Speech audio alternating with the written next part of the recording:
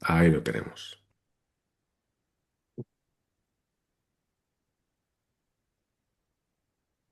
Amén.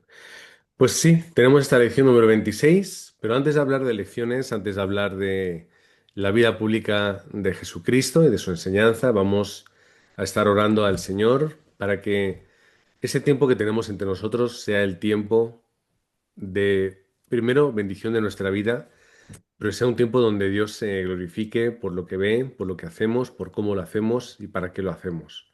Así que meditando en ello, que también podamos orar y podamos predisponer nuestro corazón a este tiempo y a este momento. Vamos a orar y vamos a darle toda la gloria a nuestro Dios Padre por todo lo que Él ya está preparando en nuestras vidas. Vamos a orar. Padre, te queremos dar toda gloria y toda honra, te queremos agradecer por este día y por ese tiempo en el cual nosotros vamos a recibir la respuesta de tu palabra, la respuesta de Manuel, la respuesta de tener ya esa evangelización preparada en el mundo. Padre, que podamos ser esos obreros y discípulos dispuestos y disponibles para ser obedientes, para poder trabajar en tu obra y para poder ser esos discípulos que a ti te satisfacen, que simplemente cumplimos, Señor, con tu mandato, el mandato de ser testigos, el mandato de ir a todo el mundo y predicar el Evangelio, el mandato de levantar discípulos, de bautizarles, de enseñarles y enviarles al campo. Oramos para que, como vamos a hablar hoy, esa palabra de Jesucristo pueda permanecer en nuestro corazón, pueda ser experimentada en nuestra vida y podamos ver que tu palabra es viva, es eficaz y tiene, Señor, un impacto en nuestra vida y en el mundo. Oramos en el nombre del Señor Jesucristo. Amén. Amén. Pues damos toda la gloria a Dios por este tiempo que tenemos juntos, donde vamos a estar, recordamos, vamos a, bueno, espérate, primero voy a ver si puedo arreglar esto un segundo. Así, una página, perfecto. Porque a mí me gusta que se vea bien, así que luego, si luego no estoy lamentando cuando lo vea cuando estoy editando los vídeos. Que siempre os recuerdo que esos mensajes están en YouTube para que los podamos ver o los podamos compartir, lo que haga falta.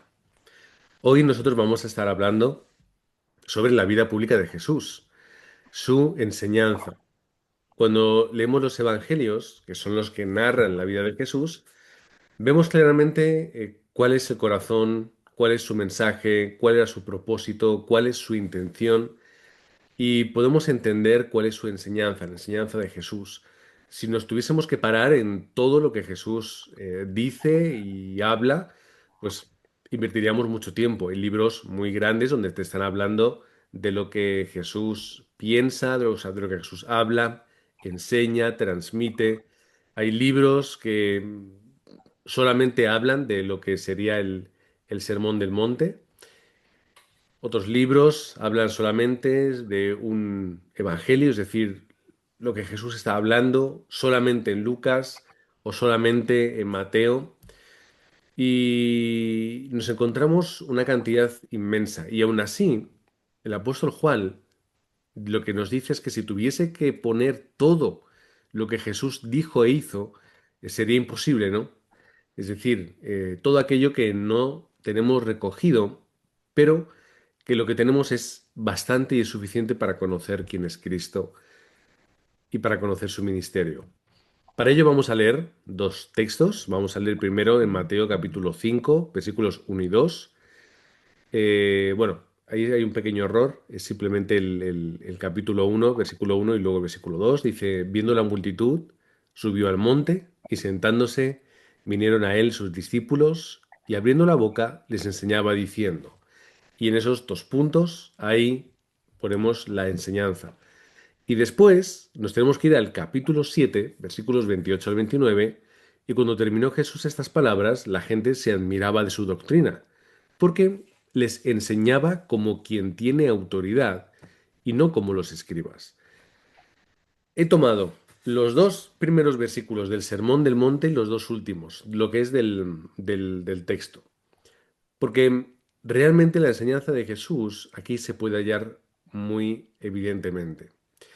La enseñanza de Jesús, en la que él, de un momento, en una circunstancia, ve la multitud y toma ese tiempo para poder darles ese mensaje. Y cuando termina de dar el mensaje, la gente se maravilla porque era algo que no tenían, no habían escuchado nunca. Y sin embargo, entendían o percibían por parte de una autoridad diferente. Así que aquí nos encontramos la enseñanza. Teníamos que haber leído todo el Sermón del Monte, pero para no hacerlo tan largo, eso lo podemos hacer en otro momento en el hogar para escuchar las palabras de Jesús. Así que la vida y la enseñanza de Jesús eh, puede llevarnos a hacernos tres preguntas. La primera es, ¿qué tenía que decir Jesús? Primero, Jesús nos habla sobre el corazón de Dios, sobre cuál es su plan, de su poder, de su amor. Nos está hablando de Dios, ¿no? Es decir, corazón de Dios, plan de Dios, poder de Dios y amor de Dios. Está transmitiendo la realidad de su Padre. Está transmitiendo realmente cuál es la esencia de Dios. Y todos estos mensajes tienen esa dirección y esta finalidad.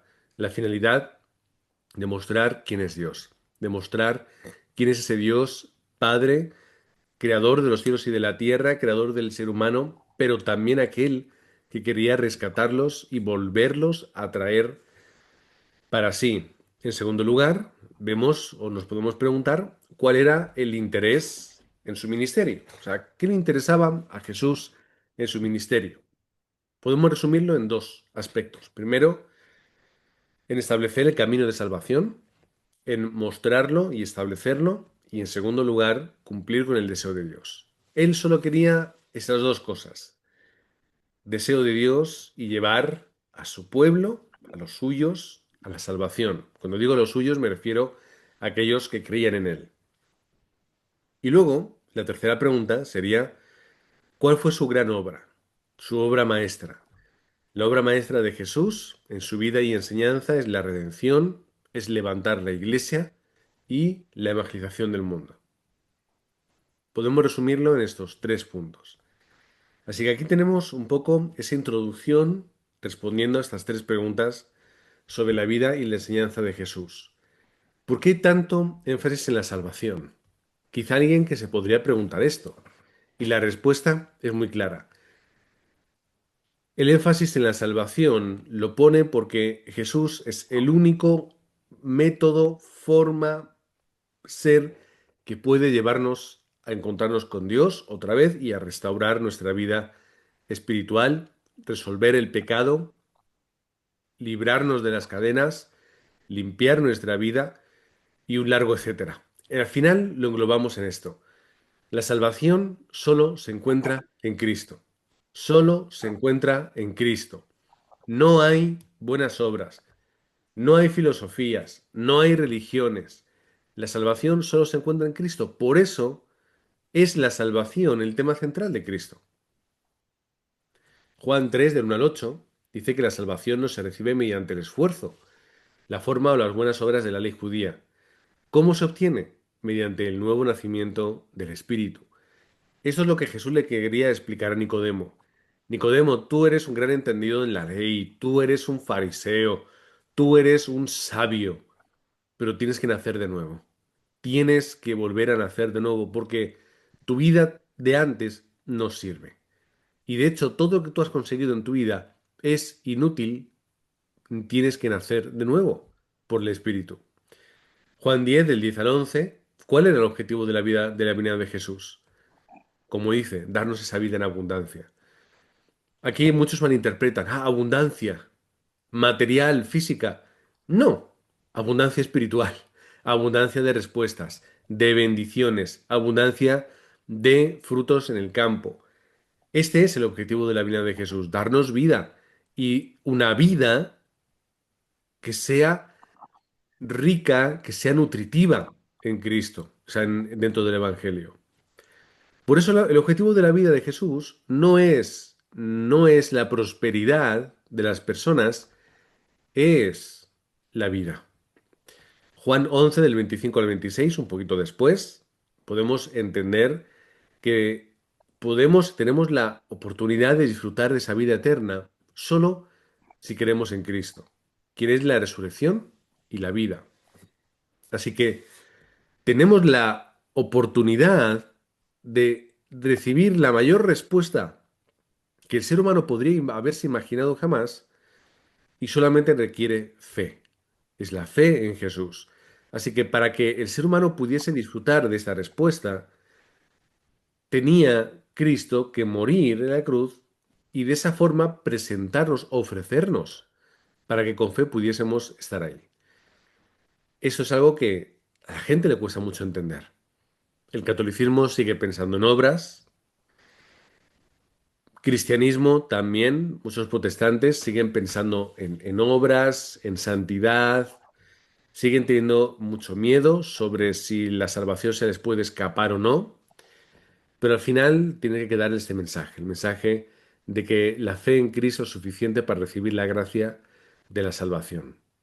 Y Cristo tiene este énfasis. Además, él cuando quiere hablar de la evangelización establece un método que es muy sencillo. Es un método sencillo de evangelización. Juan 13, de 1 al 15. Servir con una actitud de discípulo. Sé un discípulo. Y establece esta perspectiva que no era nueva, por supuesto que no era nueva, ya existía en aquel tiempo, dentro del judaísmo, dentro también del mundo grecorromano, sobre todo griego, esos discípulos, maestros, su perspectiva. Y aquí pues de alguna forma se transforma en ese discipulado creyente en Cristo que nosotros entendemos. El discípulo que escucha las palabras, el discípulo que guarda las palabras, el discípulo que aplica las palabras de su maestro, pero no el maestro de filosofía, no el maestro sofista, no el maestro de nada, es el maestro absoluto. Entonces, creer en Cristo, servirle como con esa actitud de discípulo, es lo que nos lleva a la evangelización. Servir como discípulo no es únicamente portarnos bien y bonito, es vivir de la forma en la que ese maestro nos ha enseñado. Yo no quiero que mis hijos únicamente se porten bien en los lugares a los que vamos solo porque yo se lo digo. Yo quiero que ellos piensen cuál es la forma correcta de portarse en cada lugar y la apliquen. Es decir, cómo mi papá me enseña a portarme cuando estoy en la consulta de un médico. No puedo correr, no puedo gritar, no puedo jugar a la pelota. ¿Cuál es la forma correcta? Pues me sentaré, leeré, conversaré, podré pasear, podré ver cosas, pero tengo que saber comportarme. No porque mi papá me lo está diciendo constantemente, sino porque yo escucho, asimilo, guardo y aplico esas palabras. Juan 12:24. Mediante el sacrificio y la muerte vienen los frutos. Y aquí Jesús es como se pone primero en ejemplo. Yo he dado mi vida, yo he muerto, me he sacrificado por los demás. Ahora os toca a vosotros hacerlo. Habla como esa pequeña parábola. Si el grano de trigo cae en la tierra y muere, lleva fruto. Tiene el grano que caer, tiene de esa forma, como habla metafóricamente, que morir para poder crear ese árbol, esa planta o lo que sea. Así que ahí está el ejemplo. Cómo tenemos que ser discípulos de Cristo, imitando primero las palabras y después la obra de Cristo. Yo quiero sacrificar mi vida por el Evangelio. ¿Puedo hacerlo? No puedo hacerlo, porque no quiero sacrificar ciertas cosas. No quiero sacrificar mi comodidad, no quiero sacrificar mi tiempo, no quiero sacrificar mi economía, no quiero sacrificar muchas cosas. Y es normal, es humano querer guardar lo de uno y lo que uno valora. Pero eso no es un discípulo. Un discípulo de Jesús es aquel que escucha sus palabras y recuerda, cuando fue la mamá y la familia de Jesús a buscarle, ¿qué es lo que él los dijo? No, no, no, no, no, mi familia sois vosotros. Mi familia sois vosotros, mi madre y mis hermanos están aquí, y yo doy mi vida por ellos. Por supuesto, ya hablaré después con mi familia, ya la valoraré, la respetaré, que es mensaje bíblico. Pero ¿cuál es la evidencia? Doy mi vida por los discípulos, doy mi vida por ellos. ¿Qué es lo que dice? ¿Cómo tenemos que seguir a Cristo?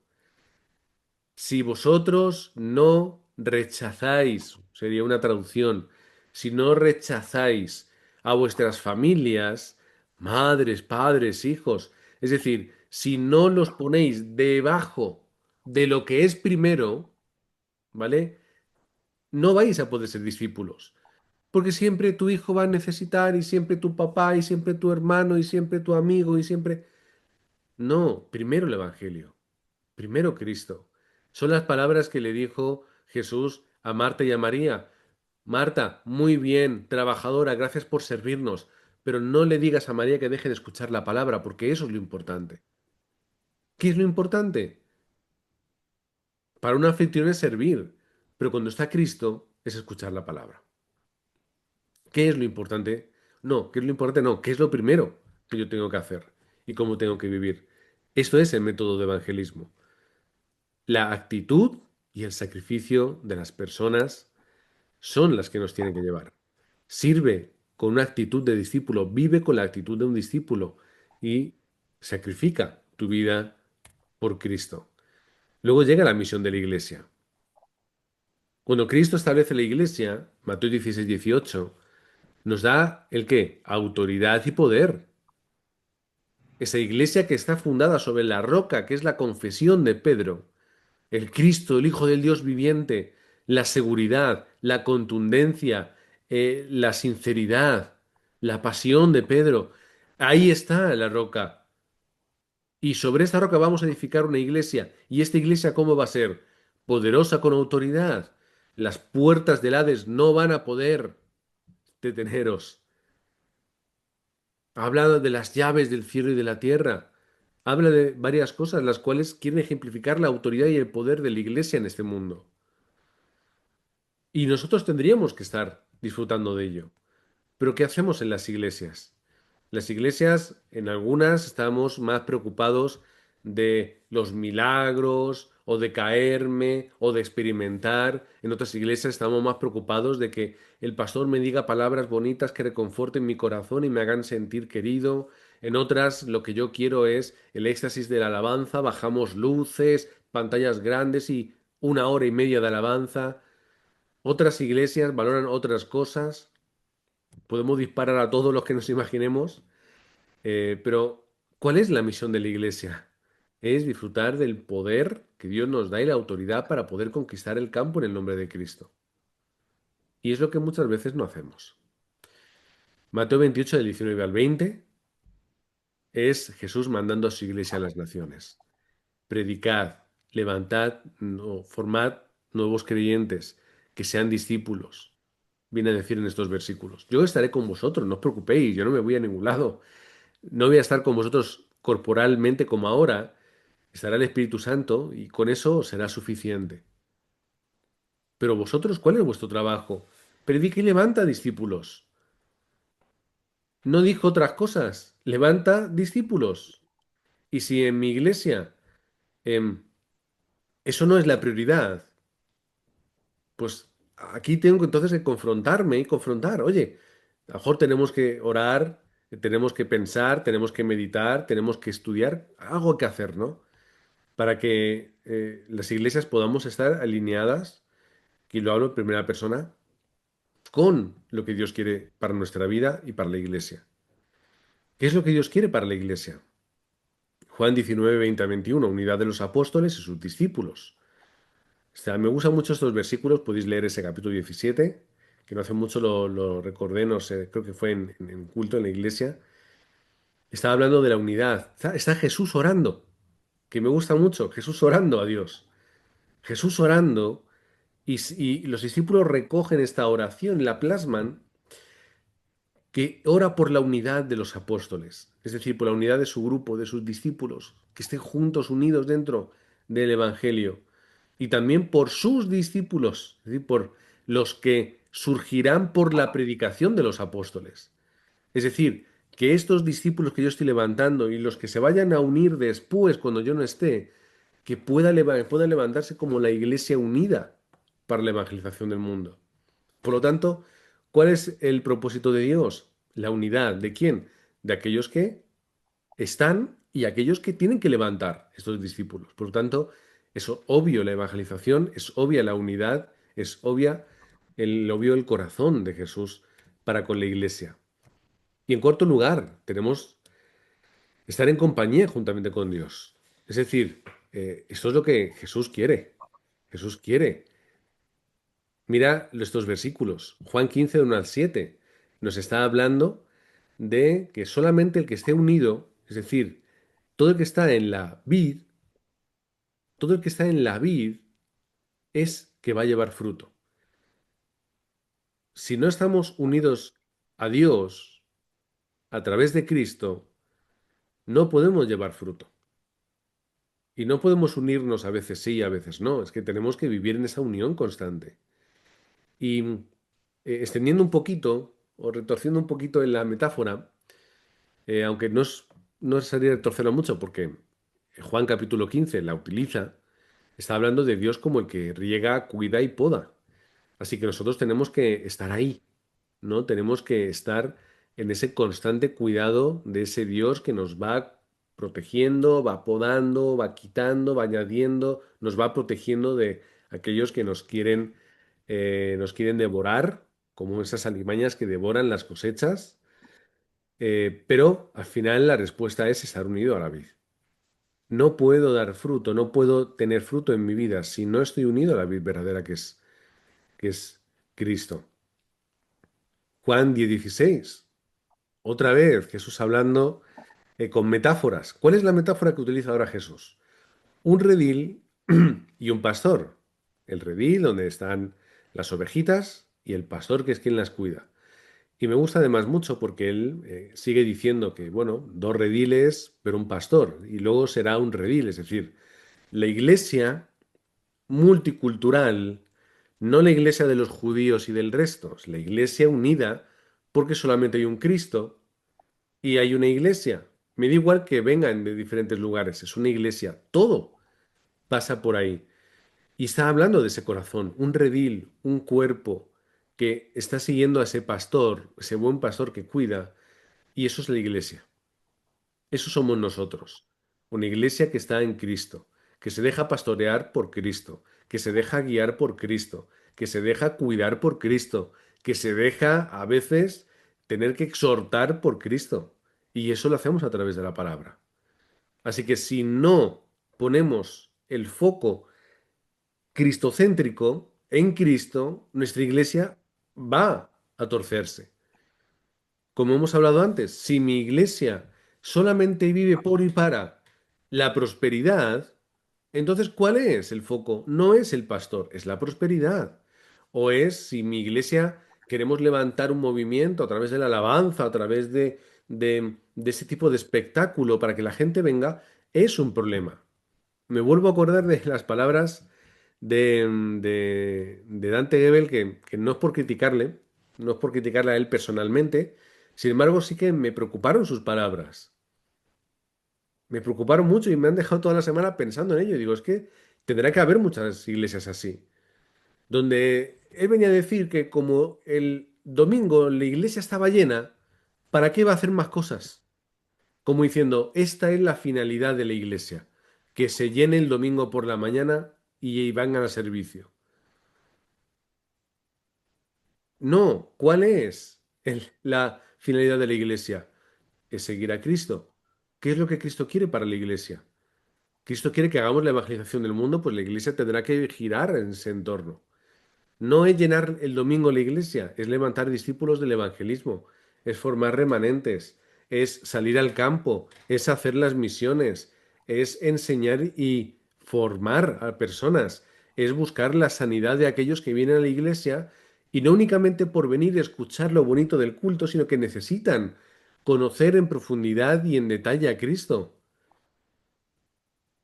Esto es digamos que el foco donde tiene que estar la iglesia, de una forma u otra, con un color, otro color, no importa. Pero esto es la iglesia. Lucas 12:32, no temáis, manada pequeña, porque a vuestro Padre le ha placido daros el reino. No temáis, manada pequeña, aunque seáis pocos y pequeños, no temas. ¿Por qué?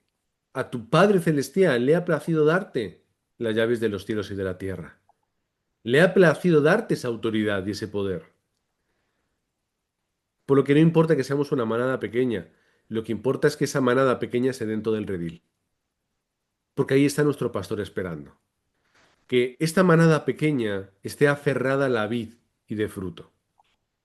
Por lo que damos gracias a Dios por las manadas pequeñas, por las iglesias pequeñas, por los discípulos que están dispersos en el campo, porque a nuestro Padre nos ha placido darnos el reino.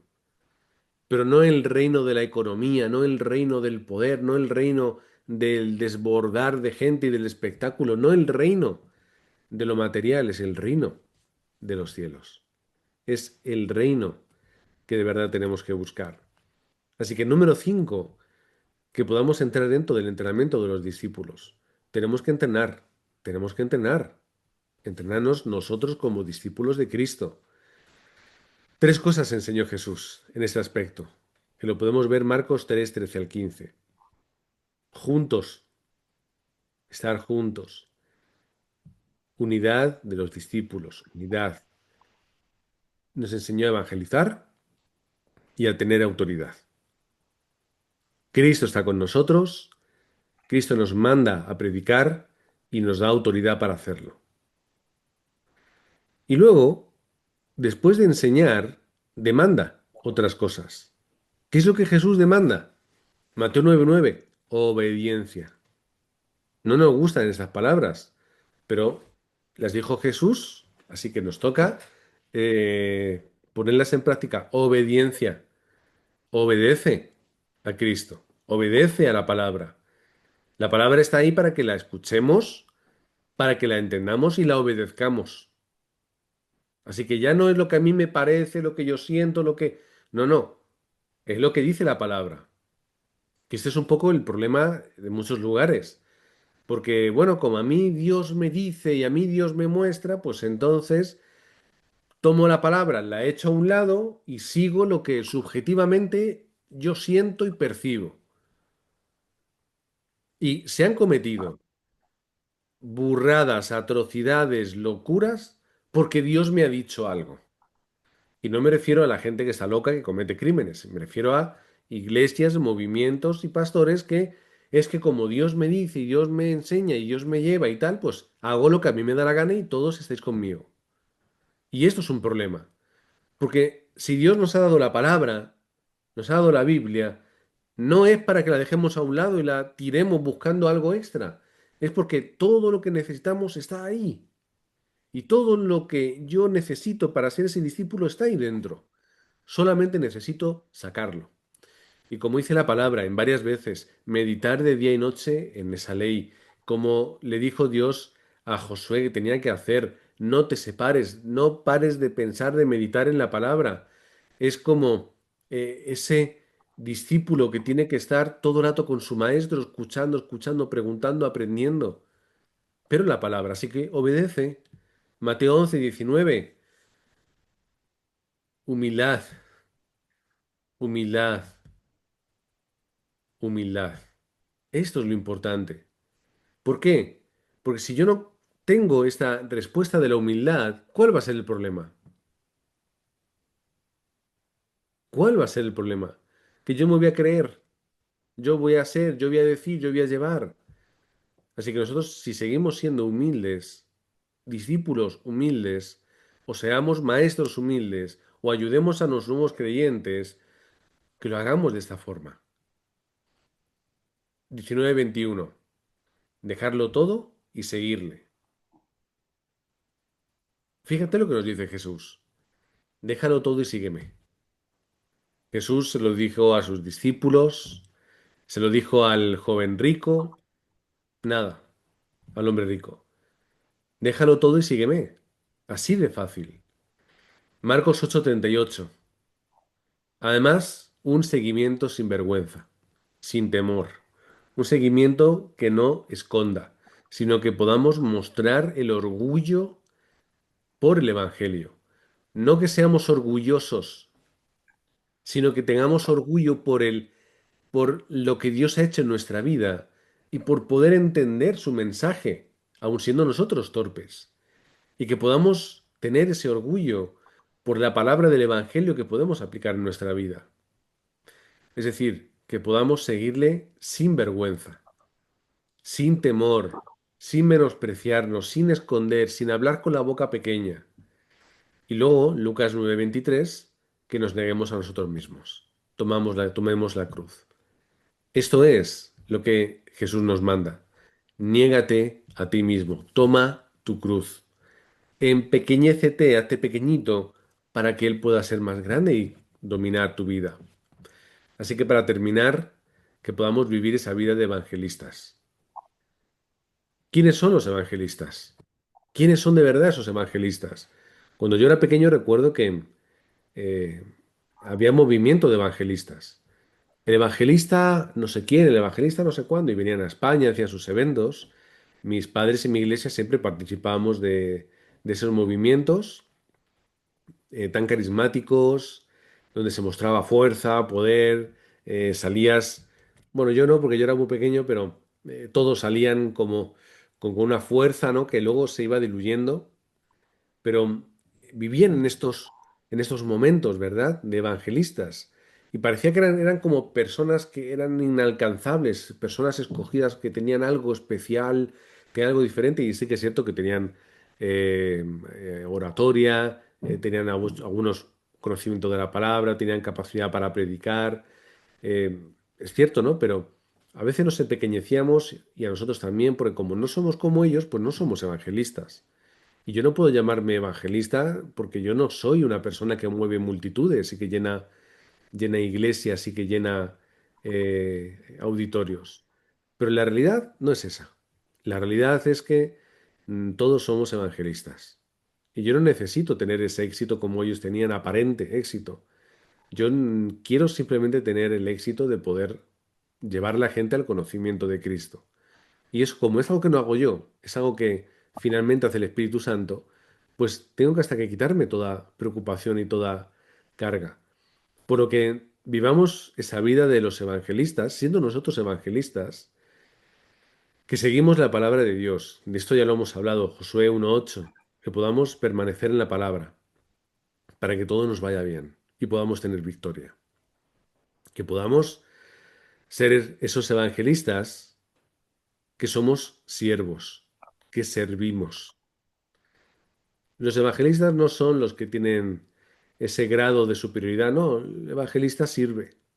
Y el evangelista, entre otras cosas, da su tiempo y su vida por los que quieren escuchar a Cristo.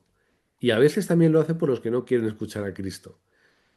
El evangelista es el que va al campo y invierte tiempo en ir, encontrar discípulos, enseñarles y bautizarles. El evangelista es el que vive en su día a día, en su campo, pensando ¿a quién puede predicar el Evangelio? Evangelista es aquel que ora allá por donde va, donde establece el reino de Dios, lucha espiritualmente y donde abre su corazón a que Dios pueda utilizarle. Los evangelistas, en tercer lugar, son aquellos que sacrifican, que dan su vida. Mateo 19:29. La vida de los evangelistas es la vida de los que son comisionados. Y yo no necesito que un pastor llegue, me ponga la mano en la cabeza, o los ancianos de la iglesia, o como queramos hacerlo, y nos digan, tú ahora eres evangelista para tal lugar o para todo el mundo. Es que esa comisión ya tuvo lugar. Esa comisión ya tuvo lugar. Hechos 1:8, Mateo 28. Es decir, la comisión de nuestra vida para la evangelización del mundo ya la hizo Cristo y el Espíritu Santo la confirmó. Por lo tanto, yo no tengo que esperar nada más. Eso ya está hecho. Dios ya espera de mí esa labor. Y finalmente, la vida de los evangelistas es la vida de aquellos que llevan la cruz de Cristo, de aquellos que llevan su cruz o llevan su carga, como ese yugo fácil y ligero. Así que os bendigo en el nombre de Cristo, para que podáis ser y para que podamos ser todos esos discípulos de la enseñanza, del corazón y del mensaje de Cristo. Y que viendo cuál es su mensaje, su palabra y su resultado, que podamos nosotros también unirnos a ello y que podamos ver esa aplicación en el libro de Hechos y en las demás cartas del Nuevo Testamento para ver cómo se aplica en la vida del creyente y de la iglesia la enseñanza y el mensaje de Cristo. Porque ellos no tenían otra cosa. Por supuesto tenían el Antiguo Testamento, pero ellos no tienen otra cosa más que lo que Cristo dijo. Y por eso todos lo recordaban, todos lo transmitían, todos lo contaban y luego lo ponían en práctica. Y luego llegaron los apóstoles, llegó Pablo, llegó Pedro, llegó Juan y alguno más en las cartas de Hebreos, en las cartas de Santiago y de Judas. Y también pusieron por escrito la aplicación práctica en diferentes contextos y formas de la enseñanza de Cristo. Hasta que llega Juan, escribe el Apocalipsis, donde nos lía a todos, pero donde al menos deja algo muy claro para todo el que lee el libro del Apocalipsis. Y es que en Cristo hay una victoria asegurada. Y que Cristo tiene todo el poder. Y en Cristo, estando en Cristo, lo tenemos todo. Sea como sea. Y cuando sea, solamente Dios lo sabe. Pero lo que yo sí sé, yo ya sí sé lo que va a ocurrir en el futuro, que es la victoria triunfal de Cristo. Así que hermanos, os bendigo en el nombre de aquel que lo es todo para nosotros, que es Cristo, para que podamos ser discípulos suyos, no discípulos de un pastor, no discípulos de una iglesia, discípulos de Cristo. Y que entre todos podamos ayudarnos a crecer en este mensaje, el mensaje que tenemos por gracia y por amor de Dios a través de su palabra, que es la Biblia. Padre, te queremos dar todos gracias porque conocemos a Cristo. Y lo conocemos gracias porque tú has hecho realidad el milagro de la palabra, el milagro de la Biblia. Que tengamos ahora mismo, Padre, la Biblia es un milagro, pero tú lo has llevado a cabo para que hoy podamos conocer, que podamos conocerte a ti y podamos llegar a ti a través de Cristo. Para que podamos entender quiénes somos, entender cuál es el origen del sufrimiento, pero también cuál es el origen de toda bendición, respuesta y felicidad para nuestra vida. Y Padre, queremos ser esos discípulos de Cristo. Para ello, Padre, nosotros tomaremos la determinación de estudiar, de leer, de aprender, de meditar, de esforzarnos, pero Padre, ilumínanos con tu Espíritu Santo para que podamos llegar a comprender más y profundamente tu palabra. Oramos en el nombre del Señor Jesucristo. Amén. Amén. Amén. Muchas gracias, pastor. Amén. Vamos a disponernos en este momento entonces a tomar un par de minutos para que cada